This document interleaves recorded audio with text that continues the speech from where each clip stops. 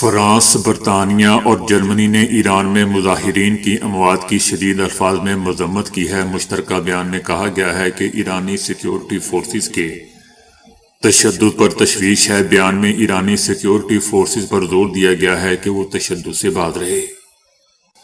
France, برطانیہ اور جرمنی نے کہا ہے کہ ایرانی حکام یہ ذمہ داری پوری کریں کہ وہ اپنی آبادی کا تحفظ کریں اور آزادی اظہار اور پرامن اجتماع کی اجازت دیں تاکہ عوام کو کسی بھی قسم کی انتقامی کارروائی کے خوف کے بغیر اپنے حقوق استعمال کرنے کا موقع مل سکے۔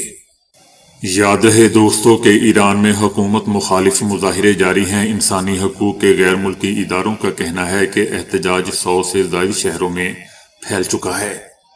مظاہروں کے دوران اب تک ہلاک افراد کی تعداد 47 ہو چکی ہے، جن میں کئی سیکیورٹی اہلکار بھی شامل ہیں۔ تقریباً 2500 افراد گرفتار بھی ہیں۔ ترکیہ، پاکستان اور سعودی عرب کے درمیان موجود باہمی دفاعی معاہدے میں شمولیت کا خواہش مند ہے، جس سے مشرق وسطیٰ اور اس سے آگے ایک نیا سیکیورٹی اتحاد دوستو وجود میں آ رہا ہے اور طاقت کے توازن میں تبدیلی آ رہی ہے۔ ان تینوں کے درمیان مذاکرات ایک اعلیٰ مرحلے پر پہنچ چکے ہیں اور معاہدہ ہونے کے بالکل قریب ہے۔ جیسا کہ ہم جانتے ہیں کہ پاکستان اور سعودی عربیہ دونوں ممالک کسی ایک حملے کو دونوں کے خلاف جارحیت تصور کیا جائے گا کے معاہدے پر دستخط کر چکے ہیں۔ انٹرنیشنل میڈیا بلومبرگ کا بھی کہنا ہے کہ اس اتحاد کی توسیع منطقی ہے کیونکہ جنوبی ایشیا، مشرق وسطیٰ اور حتیٰ کہ افریقہ میں ترکیہ کے مفادات سعودی عربیہ اور پاکستان سے ہم آہنگ ہیں۔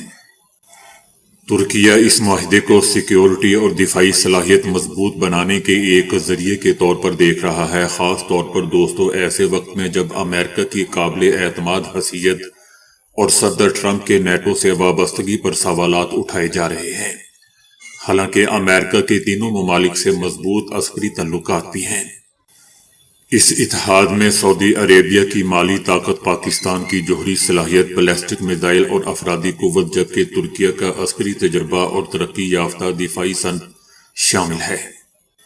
بلومبرگ کا کہنا ہے کہ جب امریکہ خطے میں اپنے اور اسرائیل کے مفادات کو ترجیح دے رہا ہے تو بدلتی صورتحال اور علاقائی تنازعات کے اثرات ممالک کو نئے اتحاد اور سیکیورٹی میکانزم بنانے پر مجبور کر رہے ہیں۔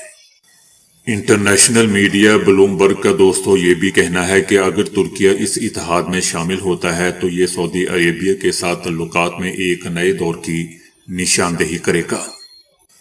برسوں کی کشیدگی کے بعد دونوں ممالک اقتصادی اور دفاعی تعاون کو فروغ دے رہے ہیں اور اسی ہفتے ترکی میں پہلا بحری اجلاس بھی منعقد ہوا۔ اور دوستو میں یہ بھی بتاتا چلا جاؤں کہ سعودی عربیہ اور ترکی دونوں ایران کے حوالے سے درینہ خدشات رکھتے ہیں اور طاقت کے استعمال کی بجائے سفارتی روابط کو ترجیح دے رہے ہیں۔ بلومبرگ کا یہ بھی کہنا ہے کہ ترکیہ پاکستان نیوی کے لیے جنگی جہاز تیار کر رہا ہے اور پاکستان فضائیہ کے F-16 طیاروں کی اپ گریڈیشن میں بھی شریک ہے۔ اس کے علاوہ ترکیہ دونوں ممالک کے ساتھ ڈرون ٹیکنالوجی بھی شیئر کر رہا ہے۔ یہ تین ملکی دفاعی مذاکرات پاکستان اور بھارت کے درمیان مئی میں ہونے والی 4 روزہ فوجی جھڑپ کے بعد طے پانے والی جنگ بندی کے تناظر میں سامنے آئے ہیں۔ ترکیہ دوستو پاکستان کو دوسرا بڑا اسلحہ فراہم کرنے والا ملک ہے جو پاکستان کی مجموعی اسلحہ درآمدات کا 11% بنتا ہے۔ ایران نے کہا ہے کہ امریکہ اسرائیل کے ساتھ مل کر ایران میں اشتعال اور تشدد کی حوصلہ افزائی کر رہا ہے، اس کو ہوا دے رہا ہے۔ ایران نے ملک میں عدم و استحکام پھیلانے کے امریکی اقدامات اس کے منصوبے کو مسترد کر دیا۔ ایران نے اس حوالے سے اقوام متحدہ کی سلامتی کونسل کو خط لکھا ہے جس میں امریکی اقدامات کو اقوام متحدہ کے چارٹر اور عالمی قوانین کی صریحاً خلاف ورزی قرار دیا ہے۔ ایران کا یہ بھی کہنا ہے کہ امریکہ اسرائیل کے ساتھ مل کر اشتعال اور تشدد کی حوصلہ افزائی کر رہا ہے۔ امریکی اقدامات غیر قانونی اور غیر ذمہ دارانہ ہیں اور امریکہ کی پالیسیاں عالمی امن اور بین الاقوامی قوانین کے لیے خطرہ ہیں۔ امریکہ میں لاکھوں ڈالرز کی لابنگ کے باوجود بھارت کو سفارتی محاذ پر شکست کا سامنا ہے۔ بھارتی حکومت نے امریکی لابنگ فرم کو دوستو $4,50,000 دیے اور بھارت نے اپنی سفارتی ساکھ کو بحال کرنے کی کوشش کی۔ دوسری جانب بھارتی میڈیا کا کہنا ہے کہ آپریشن سندور میں بھارت نے لابنگ کے ذریعے صدر ٹرمپ کی انتظامیہ سے رابطے شروع کیے اور بھارتی وفد نے امریکی انتظامیہ سے ملاقاتوں کے لیے لابنگ فرم کی مدد لی۔ بھارتی میڈیا کا یہ بھی کہنا ہے کہ بھارت نے 2 لابنگ فرمز کو بالترتیب $1.8 ملین اور $75,000 سماہی پر ہائر کیا، لیکن بات نہیں بن سکی۔ صدر ٹرمپ نے کہا ہے کہ امریکہ نے ایران کی صورتحال پر نظر رکھی ہوئی ہے اور اگر ایران میں لوگوں کو مار دیا گیا تو امریکہ مداخلت کرے گا۔ صدر ٹرمپ کا کہنا ہے کہ ایرانی حکومت نے سالوں سے اپنے عوام کے ساتھ برا سلوک کیا ہے۔ ایرانی حکومت آج اپنے عوام کی جانب سے اس کو جواب مل رہا ہے۔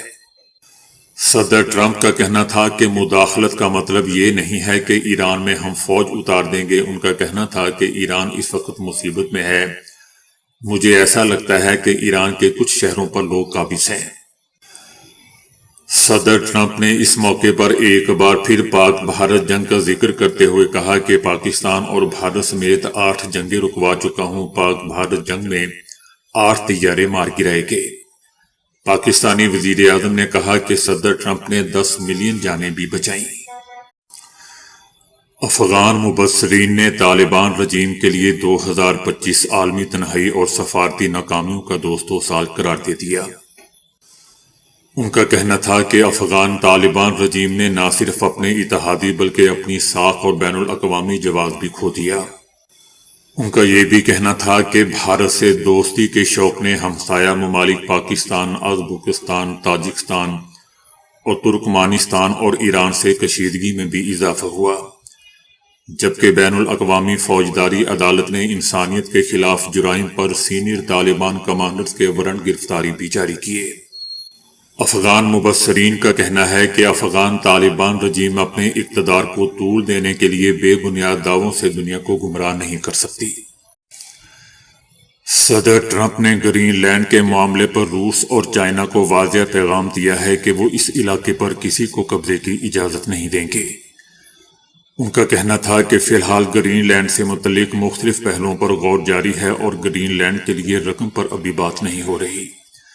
اس علاقے کے مالی معاملات پر فیصلہ بعد میں ہوگا۔ صدر ٹرمپ کا کہنا تھا کہ ڈنمارک پر ڈیل کرنا چاہیں گے، ہم گرین لینڈ نہیں دیں گے تو آپ کا اگلا پڑوسی روس یا چائنا ہوگا، اور ہم ان دونوں ممالک کو اپنا پڑوسی نہیں بنا سکتے۔ امریکہ کو گرین لینڈ کا مالک ہونا چاہیے تاکہ روس یا چائنا اس پر قبضہ نہ کر سکیں۔ صدر ٹرمپ کا کہنا تھا کہ وینزویلا اور امریکہ کے پاس دنیا کا 55% تیل ہے اور روس اور چائنا وہ تمام تیل خرید سکتے ہیں جو وہ امریکہ یا وینزویلا سے چاہتے ہیں۔ صدر ٹرمپ کا کہنا تھا کہ روسی صدر اچھے انسان ہیں لیکن انہوں نے مایوس کیا۔ صدر ٹرمپ کا کہنا تھا کہ وینزویلا میں $100 ارب تک سرمایہ کاری پر غور کر رہے ہیں۔ وینزویلا کی تیل صنعت کو کسی طرح دوبارہ تعمیر کیا جائے گا، اس پر بات ہوگی۔ ان کا کہنا تھا کہ وینزویلا کی طرف سے ہمیں 30 ملین بیرل تیل دیا گیا ہے۔ وینزویلا میں کون سی تیل کمپنیاں جائیں گی اس کا فیصلہ کریں گے۔ تیل کمپنیاں امریکہ سے براہ راست ڈیل کریں گی، وینزویلا سے نہیں۔ صدر ٹرمپ کا کہنا تھا کہ فوری طور پر وینزویلا کے 5 کروڑ بیرل تیل کی ریفائننگ اور فروخت کا کام شروع کیا جائے گا۔ وینزویلا میں سرمایہ کاری کرنے والی تیل کمپنیوں کو حفاظتی ضمانتیں دی جائیں گی۔